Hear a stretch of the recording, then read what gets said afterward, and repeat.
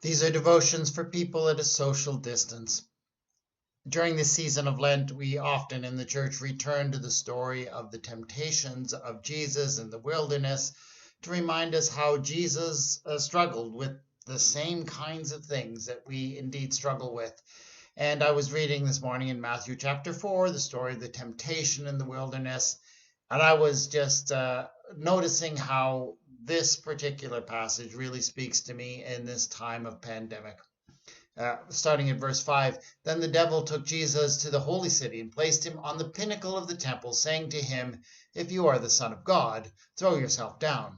For it is written, he will command his angels concerning you, and on their hands they will bear you up, so that you will not dash your foot against a stone. And I remember when I read that many years ago, I sort of assumed, well, that passage is taken from a psalm, that passage was supposed to be about the Messiah. That the Messiah had this special status, and that the Messiah would indeed be protected by God in some extraordinary ways. But really, if you go over to the psalm, that's not what it is. It's a psalm that is addressed to the common worshiper, saying, you have God as your backup, you have God to support you.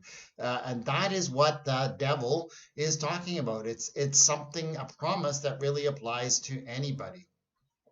And it's a promise that is pretty keeps coming up in these days. You do see people who in these days, in these pandemic times, continue to engage in risky behavior, whether that's, gathering for worship when they shouldn't, or in ways that they shouldn't, or, ignoring things like social distancing or needs for masking, because they believe that Jesus or God will protect them. They don't need masks, they got Jesus, right?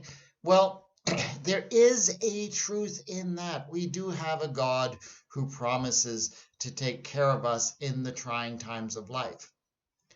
But of course, that's the devil speaking. There is more to the story. Jesus has an answer, of course, in the Matthew passage. Jesus said to him, again, it is written, do not put the Lord your God to the test. Now, what does that answer mean? Well, Jesus is not denying God's care and compassion and protection for us. Jesus is saying that we need to be careful about when we look for that protection. Basically, Jesus' point of view throughout his ministry was that if you put yourself in a place where you are dependent on God, God will come through to you. But as this passage points out, you don't do that needlessly. You don't do that simply as a demonstration of God's power. No, it's as you live out the gospel, you will find yourself in situations where indeed you need to be dependent on God and God's help and salvation. And yes, Jesus' promise is when you do that, God will come through with what you need. Not always what you might want or desire in the moment, but what you need most in that moment. But we don't put God in a place where we, in our foolishness and are seeking to demonstrate how much God cares for us. That's not faithful Christianity, and something to keep in mind for those who would act in irresponsible ways in our time.